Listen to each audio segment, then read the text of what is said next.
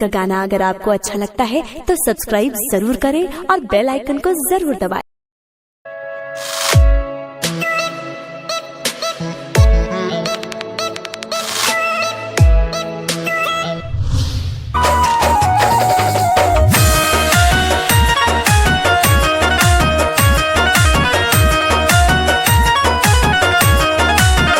चलती जब इनकी तेरे नजर छल्ली हो जाए सबका जिगर। पास आ जाती है दिल को भा जाती है, पास आ जाती है जैसे रंगीन तितलियां। धोखा देती है सबको ऐसी ही लड़कियां, धोखा देती है सबको ऐसी ही लड़कियां।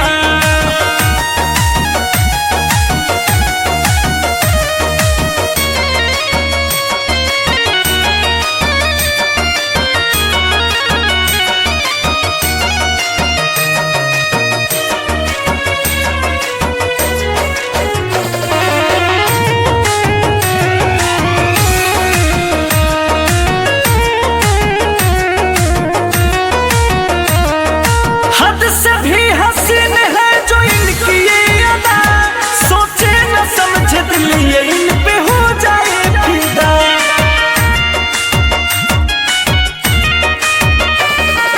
हद से भी हसीन है जो इनकी ये अदा, सोचे न समझे दिल ये इन पे हो जाए फिदा।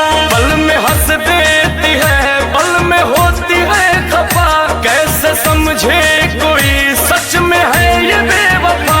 नखरे खूब करती है प्यार में चलती है, प्यार में चलती है बस इनकी ही मर्जियां। धोखा देती है सबको ऐसी ही लड़कियां, धोखा देती है सबको ऐसी ही लड़कियां।